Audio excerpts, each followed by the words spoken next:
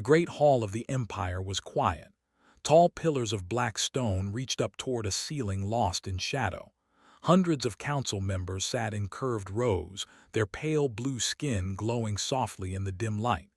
They had ruled 3-star systems for 10,000 years. They had crushed dozens of species. They feared nothing. Admiral walked to the center of the hall.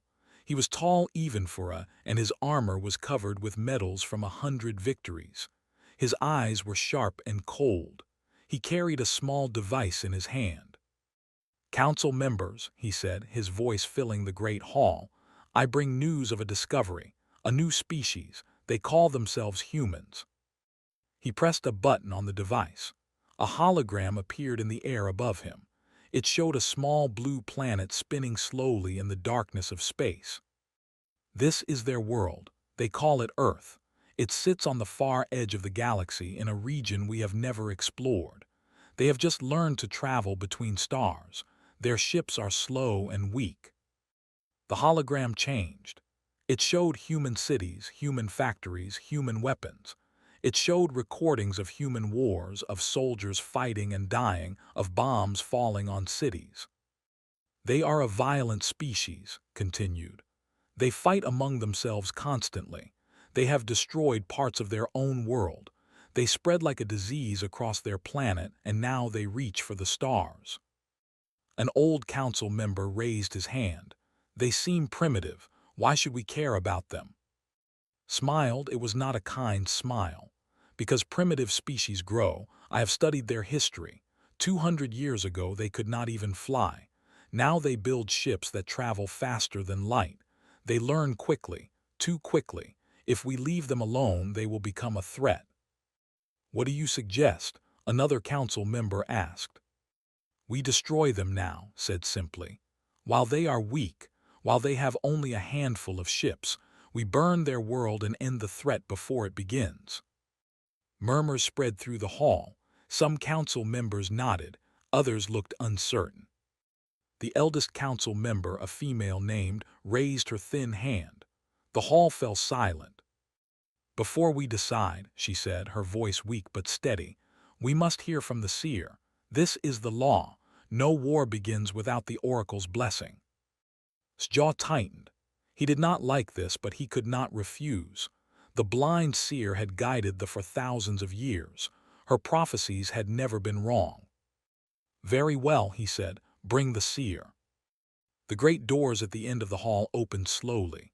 2 guards walked in, and between them shuffled an old woman. Her skin was pale gray, almost white. Her eyes were completely blank, seeing nothing. She wore simple robes and she walked with a bent back. But there was something powerful about her presence, something that made even Admiral uncomfortable.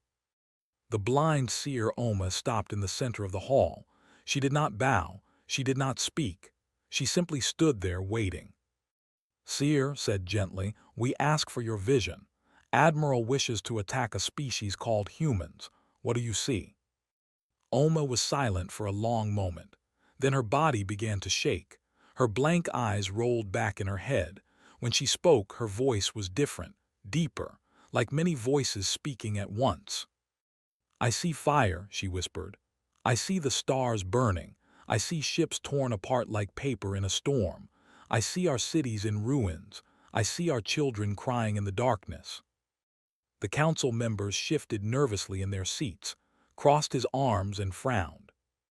"I see the humans," Oma continued. "They are small now, weak, innocent. They do not know we exist. They dream of peace among the stars. They dream of meeting other species as friends." Her voice grew louder, stronger. "But I see what happens if you attack them. I see their innocence die.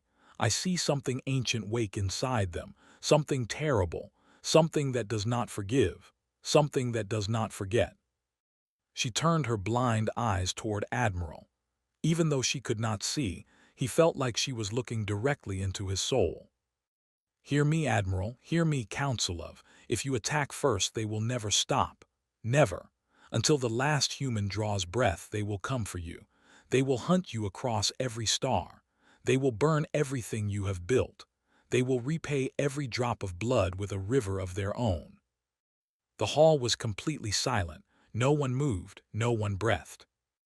"They are not like other species," Oma said, her voice dropping to a whisper. "Other species surrender. Other species give up. Other species forget they're dead and move on. Humans do not. Humans remember. Humans carry their anger like a fire that never goes out. If you make them your enemy, you will never have peace again." She lowered her head. Her body stopped shaking. When she spoke again, her voice was normal, tired, and old. "This is what I see. This is my warning. Do with it what you will." The silence stretched on. Council members looked at each other with worried eyes, even seemed troubled. Then Admiral laughed. It was a loud, harsh sound that echoed through the great hall. He walked toward Oma, his boots clicking on the stone floor. "This is what we waited for," he said. "The ramblings of a blind old woman. She speaks of fire and ruin, but I see the truth. I see a weak species with weak ships and weak weapons. I see easy prey." He turned to face the council. "We have conquered 100 species. We have crushed empires that ruled for 1,000,000 years. And you want me to fear these? Humans.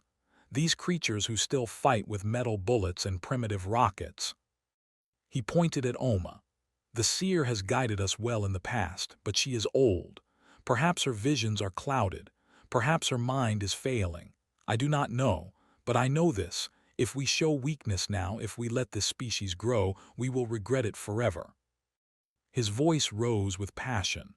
"Strike now, strike hard. End the threat before it begins. This is the way. This is how we have always survived." The council members began to nod. His words were strong, confident. The fear that Oma had created began to fade. After all, they had never lost a war. Why would this time be different? Closed her eyes, she looked very tired. "Very well," she said quietly. "The council approves the attack. May we not regret this decision." The council members stood and began to leave. Admiral smiled with satisfaction. He had won. As he walked toward the doors, he passed the blind seer. She reached out and grabbed his arm with surprising strength. Her blind eyes stared up at him. "You doom us all," she whispered. "Remember this moment, Admiral. When the fire comes, when everything burns, remember that you chose this. You heard the warning and you laughed." Pulled his arm free. "Save your prophecies for fools who believe them, old woman." He walked out of the hall without looking back. Oma stood alone in the darkness. A single tear rolled down her pale cheek. "Poor children," she whispered to the empty hall.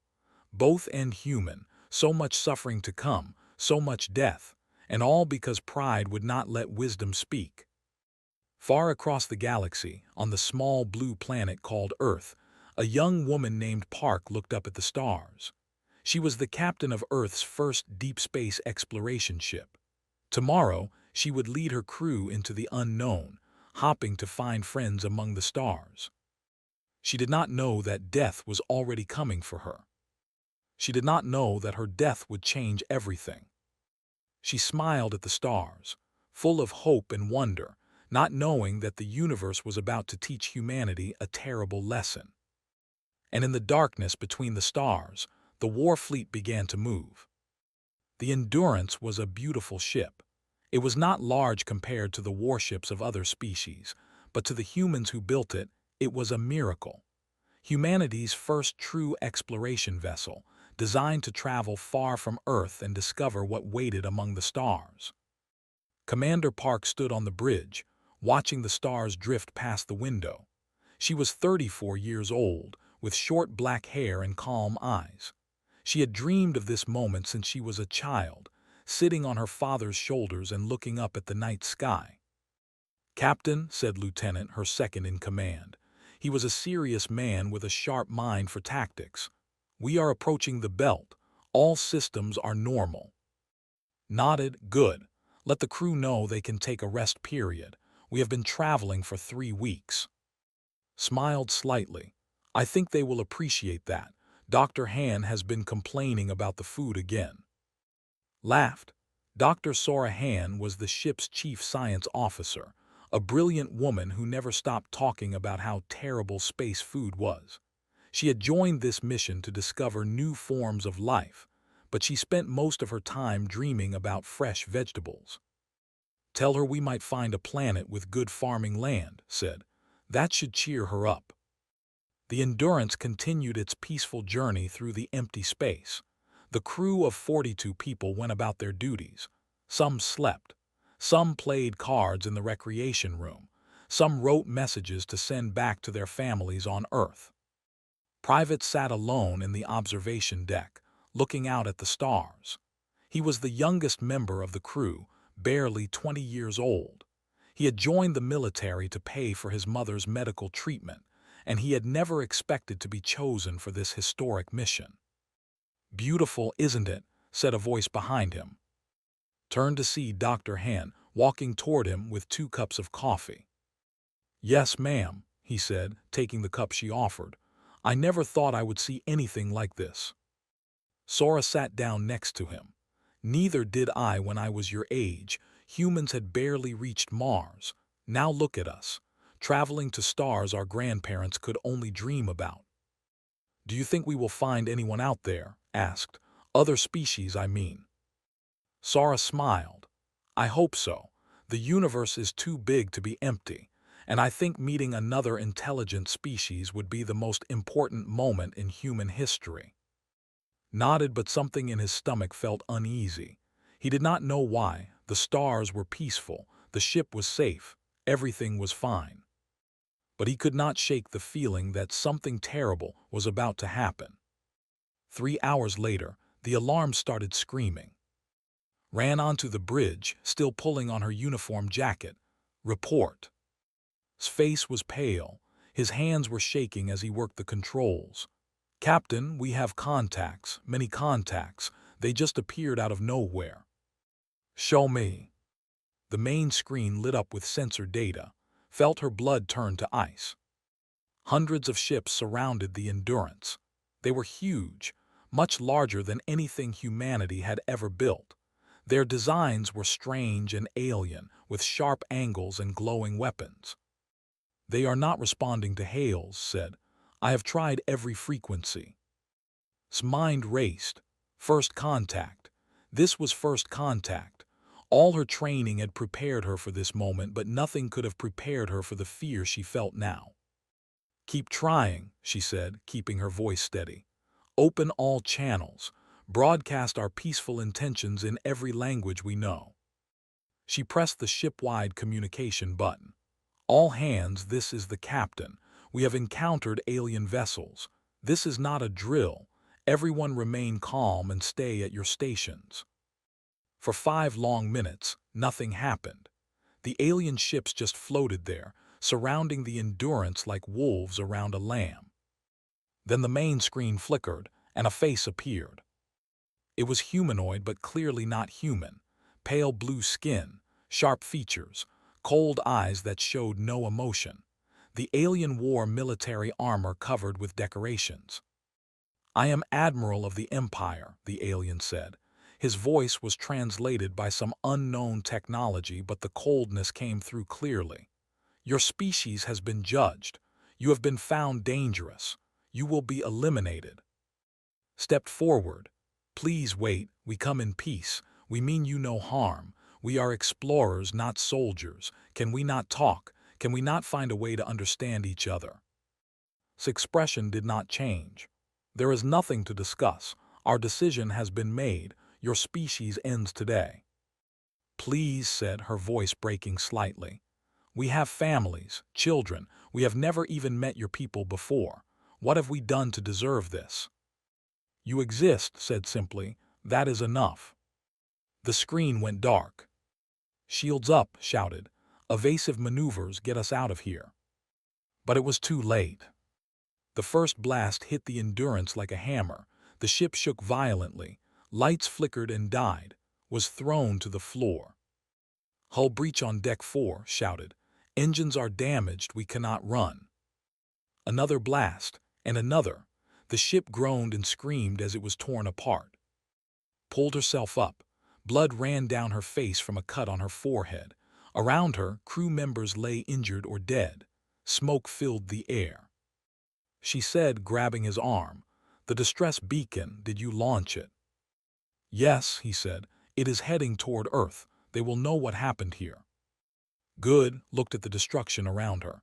"Get everyone to the escape pods, now." "What about you?" "I need to stay. I need to make sure the beacon transmits clearly. Go." Hesitated, then nodded. He began helping injured crew members toward the escape pods. On the observation deck, Private was dragging Dr. Sorahan toward safety. Her leg was broken, and she could not walk. "Leave me," she gasped. "Save yourself." "No," said firmly. "I am not leaving anyone behind." A huge explosion ripped through the deck above them. Debris fell like rain. A piece of metal struck Sara in the chest. She gasped once, her eyes went wide, and then she was still. "No," screamed. He held her body, tears streaming down his face. "No, no, no." But there was no time to grieve. More explosions shook the ship. Gently laid Sara's body down and ran for the escape pods. He was one of 23 survivors who made it off the ship. On the bridge, Park stood alone. The ship was dying around her. Fires burned everywhere. The hull was cracking. But the distress beacon was transmitting. Her message would reach Earth. She pressed the record button one last time. "This is Commander Park of the Earth vessel Endurance," she said, her voice calm despite everything. "We came in peace. We offered friendship. We were attacked without warning, without reason, without mercy. We did nothing wrong. Remember us. Remember what they did. Do not let our deaths be meaningless." She paused, looking at the alien ships through the broken window. "And if you have any love for us, any love for humanity, do not let them get away with this." The final blast came. The Endurance broke apart. Commander Park died in an instant, her last thought a prayer for the future of her species. They captured the escape pods. Admiral ordered the survivors brought before him. 23 humans, injured and terrified, stood in chains on his ship. "You will serve as an example," said. "Your species will see what happens to those who threaten the Empire." He broadcast the execution across space, knowing the humans on Earth would eventually receive it. One by one, the survivors were killed. They died with dignity. Some prayed, some cursed their killers. Private was scheduled to be last. But something went wrong with his restraints. In the chaos of the moment, he broke free. He grabbed a weapon from a guard. He fought his way to an escape shuttle. Against all odds, against all logic, he escaped. He was the only survivor. The distress beacon reached Earth 3 days later. The message played on every screen, every phone, every device on the planet. Billions of humans watched Commander Park's final words. They saw the destruction of the Endurance. They saw their people executed by aliens they had never met. Something changed in humanity that day. Something broke, and something else was born. President watched the recording in silence. When it ended, she was crying. But when she looked up, her eyes were not filled with grief. They were filled with fire. "Call the generals," she said quietly. "Call every leader on Earth. Tell them we are going to war." On a small ship drifting through space, Private looked at the stars. His hands were still covered in blood. His friends were all dead. "I will find you," he whispered to the darkness. "I will make you pay for what you did. If it takes the rest of my life, I will never stop. Never." The oracle's prophecy had begun to come true. Humanity would never stop. The world had never seen anything like it. Within 72 hours of receiving the Endurance's final message, every nation on Earth united. Old enemies shook hands. Ancient borders were forgotten. Every argument, every conflict, every political disagreement simply stopped mattering. Because now humanity had a real enemy, an enemy from the stars, an enemy that had murdered their people without mercy or reason. President stood before the United Nations. The building was packed. Every leader on Earth was present, either in person or through video link. Billions of people watched the broadcast. 3 days ago, said, her voice steady, we lost 41 brave souls. They were scientists, explorers, dreamers. They went into space hopping to find friends. Instead, they found monsters. She paused, letting her words sink in. The Empire killed our people. They killed them because they could. They killed them to show us we are weak. They killed them because they believe we will do nothing. Her eyes hardened. They are wrong. Today, I am announcing the formation of the United Earth Coalition. Every nation has agreed to join. Every military will be combined. Every factory, every laboratory, every shipyard will work toward one goal, defending our home and avenging our dead. She leaned forward. We did not ask for this war. We did not want it. But it has been brought to our door, and we will not hide. We will not surrender. We will not beg for mercy from those who showed none. Her voice rose with power. To think they know what humans are capable of. They are about to learn how wrong they are. The room erupted in applause that lasted for 10 minutes. Far away, in a military hospital, Private woke from a nightmare. He had been dreaming about the Endurance, about Dr. Hand dying in his arms, about the faces of his friends as they were executed. A nurse noticed he was awake and smiled gently. "Welcome back, soldier. You have been sleeping for 2 days." "Where am I?" asked, his throat dry. "Earth, you made it home." Closed his eyes. Home, but it did not feel like home anymore. Nothing felt right. Nothing would ever feel right again. A man in a general's uniform entered the room. He was old, with gray hair and a face full of scars from old battles. His name was General Wu, and he was the most respected military commander on Earth. "Private," the general said, sitting down beside the bed, "I am sorry for what you went through, truly sorry." "Thank you, sir. I need to ask you some questions about the aliens, about their ships. Anything you remember could help us." Sat up slowly. His body ached, but his mind was clear. "I remember everything, sir. I will never forget any of it." For the next 3 hours told the general everything. The size of the ships, their weapons, their tactics, the look in Admiral's eyes when he ordered the executions, every detail, no matter how small. General recorded everything. When finished, the general nodded slowly. "Thank you, Private. This information is valuable beyond measure." "Sir," said, "I want to fight. I want to go back out there." The general studied him carefully. "You have been through a terrible trauma. No one would blame you for stepping back." "With respect, sir, I do not want to step back. I want to step forward. I want to be there when we make them pay." A small smile crossed the general's face. "I thought you might say that. Rest now. When you are healed, we will have a place for you." 6 months passed. The transformation of Earth was almost unbelievable. Every factory switched to producing weapons, ships, and equipment. Every scientist worked on military research. Young people from every country volunteered for the new military. Old veterans came out of retirement to train them. At the center of this transformation was a man named Song. He was an engineer, quiet and unremarkable looking, but his mind was extraordinary. He led a team that studied the debris from the Endurance's battle, pieces of weapons and shields that had been recovered. "Their technology is advanced," told President during a meeting. "Maybe 200 years ahead of ours, but it is not magic. We can understand it. We can learn from it." "Can we copy it?" asked. "Better than that," said, his eyes lighting up.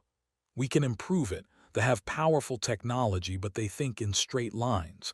They build bigger, stronger, faster. Humans do not think that way. We think around problems. We find tricks. We cheat." He pulled up designs on a screen. "These are the plans for our new ships. They will not be as big as vessels, but they will be faster, harder to detect, and equipped with weapons they have never seen." Studied the designs. "How soon?" 6 more months for the first ships, a year for a full fleet." "Make it faster," said. "We do not know when they will come for us." Nodded, I understand. I will not sleep until it is done. And he did not. Neither did any of his team. The engineers and scientists of Earth worked themselves to exhaustion, driven by anger and determination. Admiral Jin Ryu took command of the new fleet. He was a naval officer who had spent his whole career studying warfare. Now he had to learn a new kind of war, a war fought in space against an enemy they barely understood. We cannot win a direct fight, Jin told his officers. Not yet, maybe not ever. They have hundreds of ships. We will have dozens at best. If we fight them head-on, we die. He pointed to a map of the solar system. So we will not fight them head-on. We will fight like our ancestors did when facing larger armies. We will hide. We will ambush. We will strike where they are weak and run before they can respond. We will make them afraid of the dark. The officers nodded. They understood. This would not be a war of honor and glory. This would be a war of survival. 1 year after the destruction of the Endurance, the first human warship was completed. It was called the Vengeance. It was small, fast, and deadly. Its weapons were designed by Song himself, based on technology but twisted into something new. And its pilot would be Captain. Had spent the year training. He had become one of the best pilots in the fleet, but more than that, he had become a symbol, the only survivor of the Endurance, the man who escaped and lived to fight again. Admiral Jin called into his office the night before the mission. You understand what we are asking of you, Jin said. This is a suicide mission. You will fly alone into enemy territory. You will attack a supply station. The chances of survival are almost zero. Nodded, I understand, sir. And you still want to go?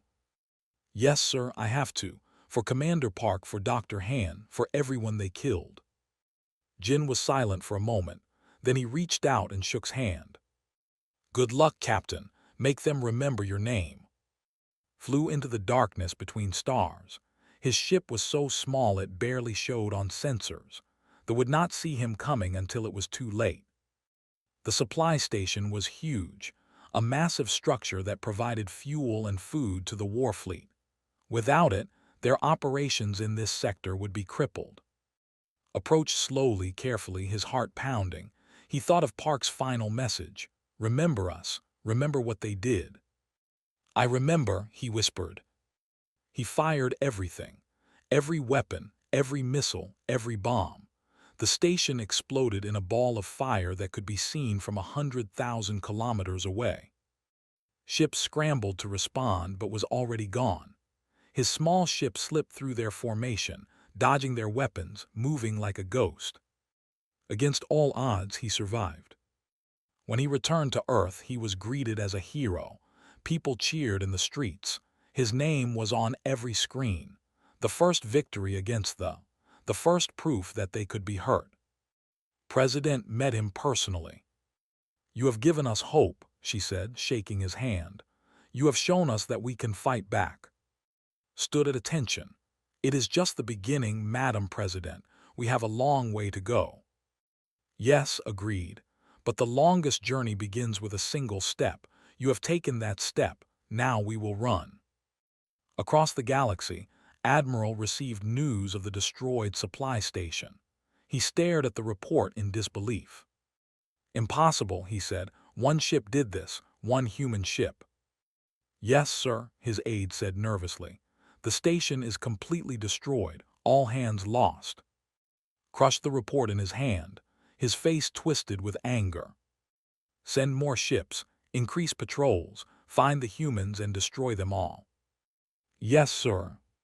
But deep down, in a place he would never admit existed, Admiral felt something he had not felt in a very long time. Fear. The Oracle's words echoed in his mind. If you attack first, they will never stop. They had started to fight back. And somewhere in the darkness of space, Private, now Captain, was already planning his next attack. The war had truly begun. 5 years had passed since the destruction of the Endurance. 5 years of blood and fire. 5 years that had changed the galaxy forever. The empire, once proud and unconquerable, was crumbling. Admiral stood in his command center, staring at the map of the galaxy. 5 years ago, the controlled 3 star systems without challenge. Now, red marks covered the map like a disease.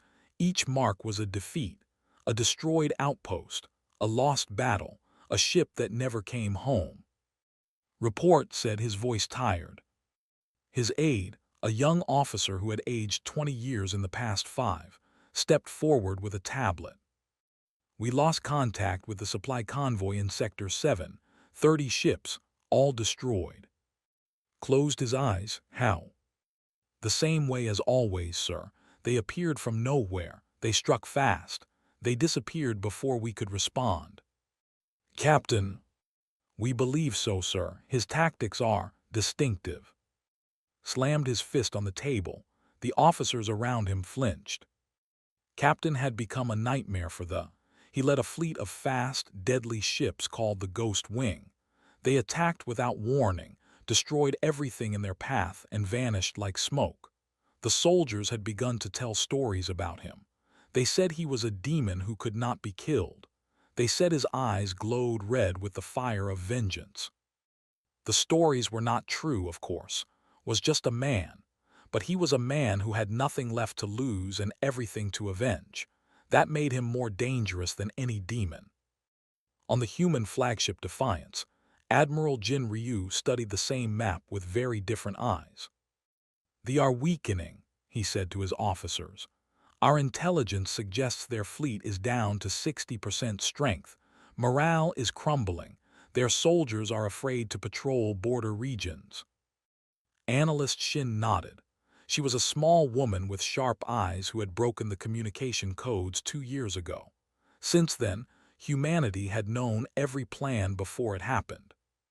"They are also having trouble at home," said. "The people were told this would be an easy war. They were told humans would be crushed in weeks. Now, 5 years later, they are losing sons and daughters every day. There are protests. There are calls for peace." "Good," Jin said. "But we cannot become overconfident. They still outnumber us. They still have more ships, more weapons, more resources. If we grow careless, they could still destroy us." "Then what do we do?" asked one of the younger officers. Jin pointed to the center of the map, where they sat like a dark jewel. "We take the fight to them. We hit there, not to destroy it but to show them they are not safe anywhere, to break their will completely." The officers looked at each other nervously. There was the most heavily defended place in the galaxy.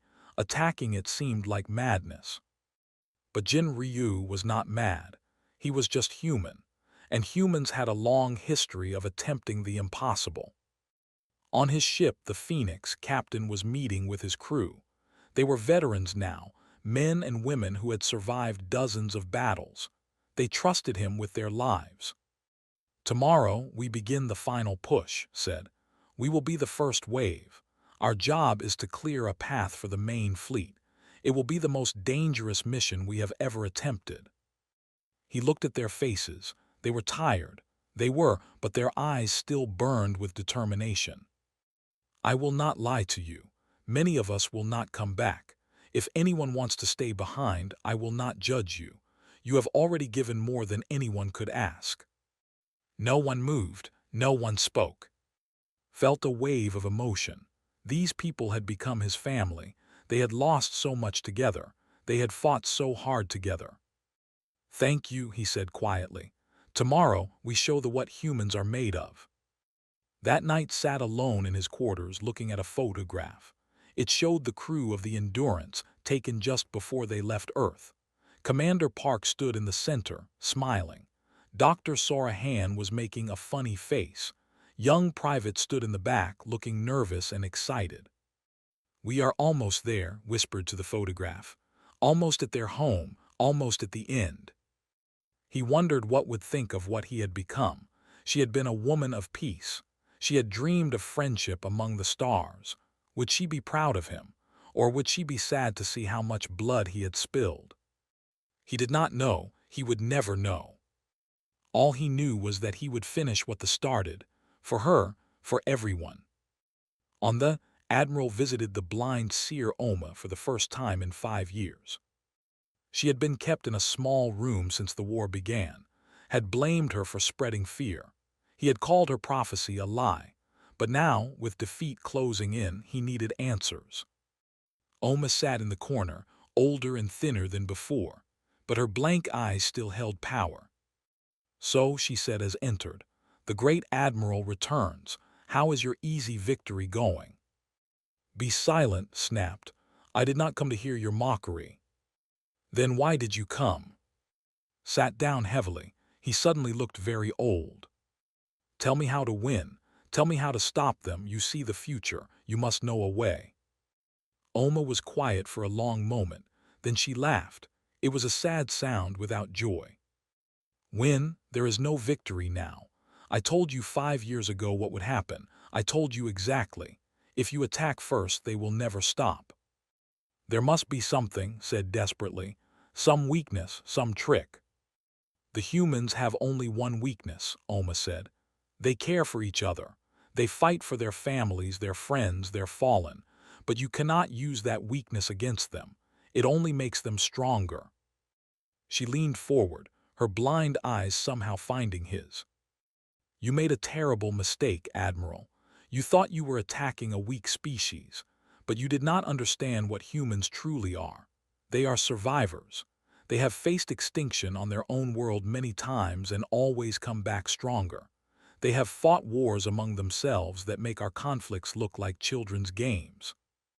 Her voice grew softer. "And more than anything, they remember. They carry their dead with them like a sacred fire. Every human soldier out there is fighting not just for themselves, but for everyone they killed. You gave them 41 martyrs, 41 reasons to never give up." His hands were shaking. "Then what do you suggest?" "Surrender, beg for mercy. It is your only chance." "The do not surrender." "Then the will die." Oma sat back. "It is that simple. You wanted to destroy them. Now they will destroy you. Not because they are evil, not because they enjoy killing, but because you taught them that the only way to be safe is to make sure you can never threaten them again." Stood up, his face was hard but his eyes showed fear. "I will not surrender. I will fight to the last ship." "I know," Oma said sadly. "That is why you doom us all. Not just yourself, Admiral, all of us. Every man, woman, and child will pay for your pride." Left without another word, Oma sat alone in the darkness. She could feel it coming now. The fire she had seen in her vision so long ago, the end of everything she knew. "Poor children," she whispered again. "Both end human, so much suffering, so much loss, and still more to come." The human fleet gathered at the edge of space. Thousands of ships, the largest armada in human history.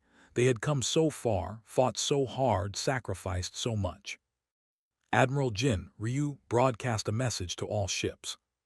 "Soldiers of Earth, we began this war as victims.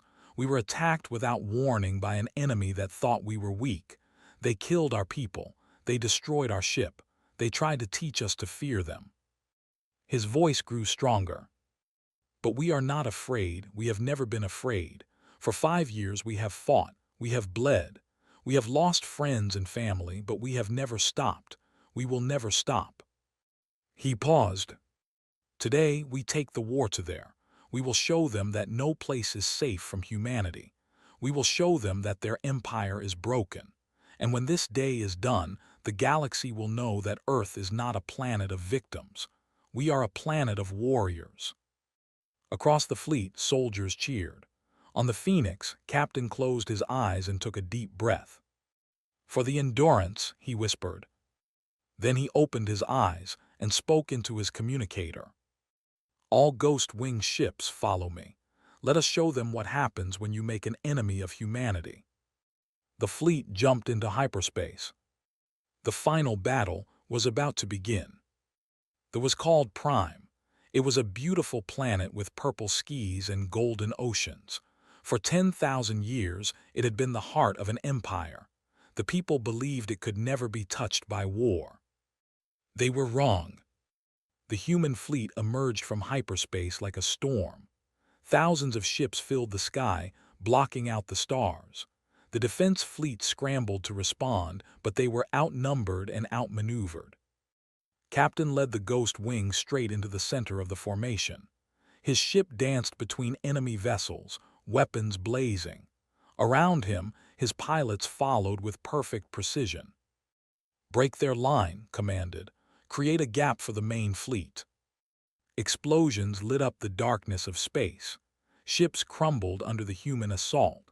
For the first time in history, the people on Prime looked up and saw enemy ships above their world. On his flagship, Admiral watched the battle with hollow eyes. He had expected the humans to come eventually, but he had not expected this. The size of their fleet, the skill of their pilots, the terrible determination in their every move. "All ships fall back to defensive positions," he ordered. "Protect the orbital stations at all costs." "Sir," his aide said nervously, "the defense fleet is being torn apart. We cannot hold." Clenched his jaw. "Then we die with honor, the do not run." On the human flagship Defiance, Admiral Jin Ryu watched the battle unfold. Everything was going according to plan. The defenses were crumbling faster than expected.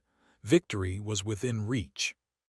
But Jin felt no joy, only a cold sense of duty. He had lost too many friends in this war to celebrate. "Signal the fleet," he said. "Push forward, but do not target civilian areas. We are here to defeat their military, not to commit murder." The order spread through the fleet. Human ships pushed deeper into space, destroying military targets but leaving cities and civilian stations untouched. This surprised them. They had expected the humans to burn everything. That is what they would have done. Instead, the humans showed restraint that they could not understand. The battle lasted 6 hours. When it was over, the defense fleet was broken. Hundreds of their ships drifted as lifeless wrecks. The orbital stations were destroyed. Admiral's flagship was disabled, surrounded by human vessels. Admiral Jinryu broadcast, "Your fleet is destroyed. Your defenses are gone. Surrender now and no more blood needs to be spilled." There was silence for a long moment. Then's face appeared on the screen. He looked old and broken, nothing like the proud warrior who had ordered the destruction of the Endurance 5 years ago. "You have won," said quietly. "I will surrender myself, but I ask for mercy for my people. They were only following my orders."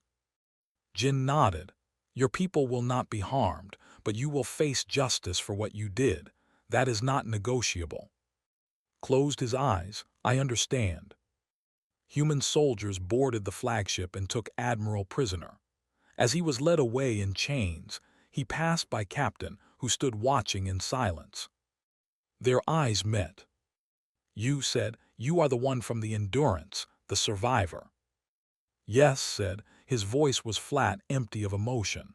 "I am the one you tried to execute, the one who escaped." "I remember, you were just a boy." "I was, and you killed everyone I cared about." Stepped closer.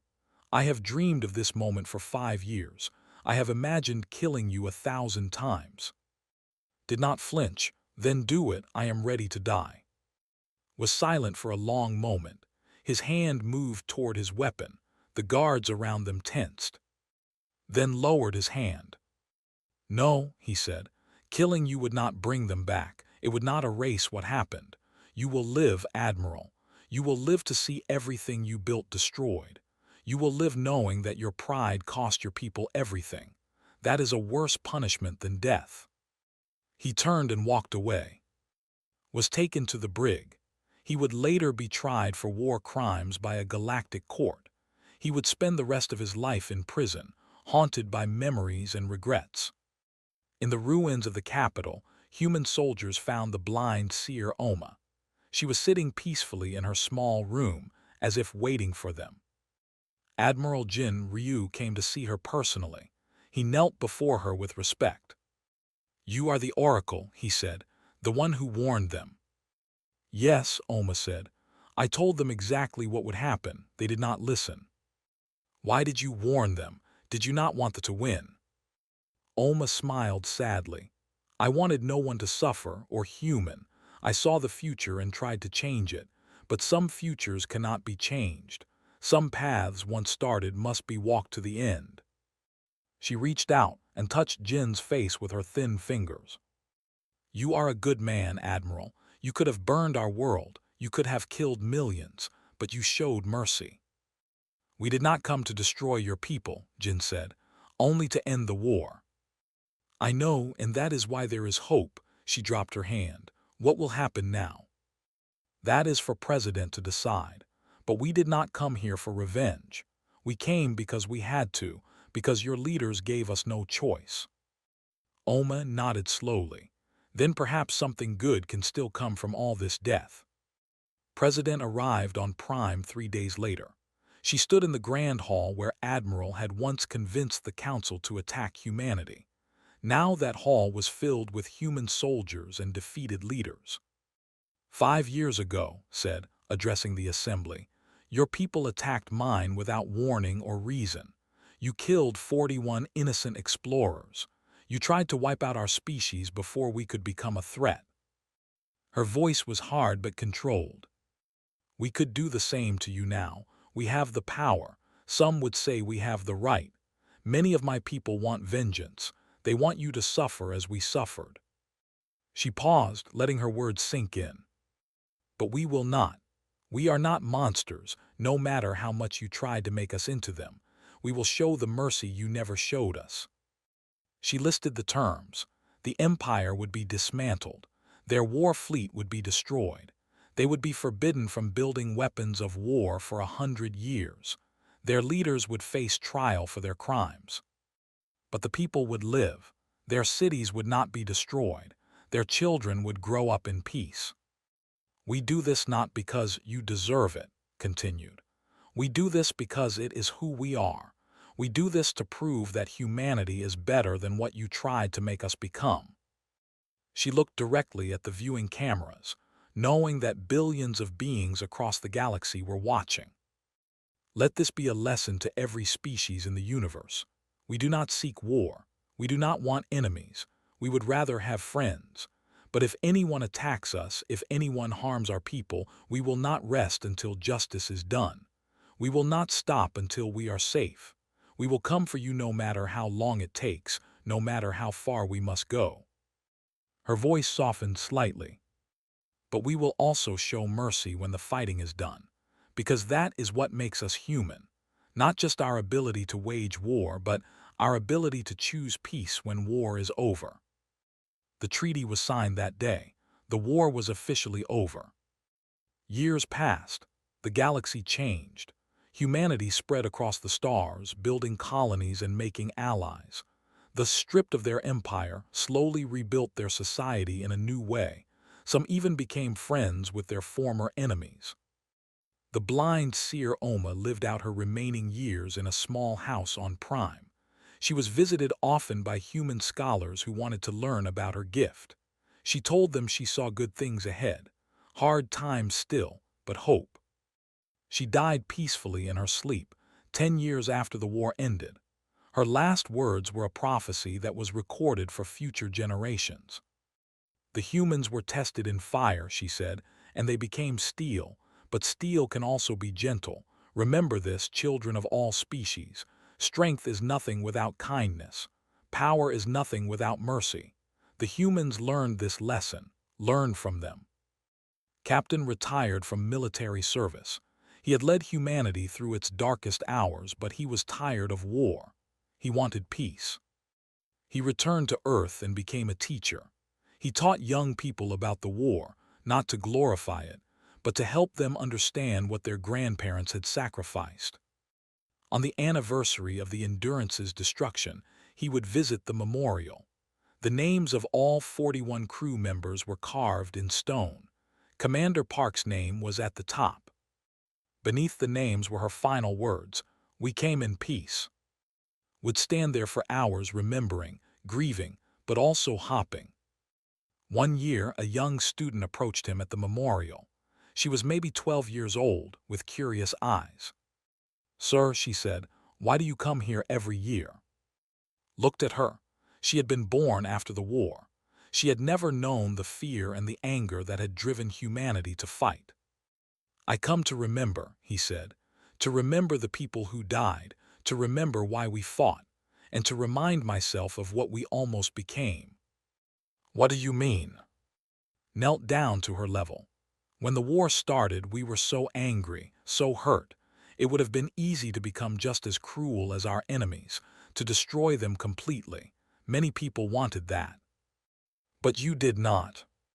No, we chose to be better. We chose mercy. That was the hardest thing we ever did, harder than any battle." He looked at the memorial again. Commander Park and her crew went into space hopping to find friends. They found enemies instead, but we honored their memory by not becoming enemies ourselves, by proving that humanity can fight when it must, but can also forgive when the fighting is done. The girl thought about this. Is that why the galaxy is peaceful now? Smiled, partly, but peace is never permanent. It has to be protected. Every generation has to choose it again and again. He stood up and put his hand on the memorial stone. "That is why we remember, little one. So we never forget what war costs. So we always choose peace when we can. And so we are always ready to fight when we cannot." The girl nodded solemnly, understanding more than she could express. Watched her walk back to her parents, a new generation, a generation of peace. He looked up at the stars. Somewhere out there, ships were traveling peacefully between worlds. Species that once feared each other now traded and cooperated. The galaxy was healing. "We did it, Commander," he whispered to the stars. "We came in peace just like you wanted. It just took us a while to get there." The wind blew gently, carrying the scent of flowers planted around the memorial. Children laughed in the distance. And somewhere in the universe, other species looked at Earth and remembered the lesson humanity had taught them. Never strike first, because if you do, they will never stop. But also, they will show mercy when you least deserve it. That was the human way. And it had changed the galaxy forever.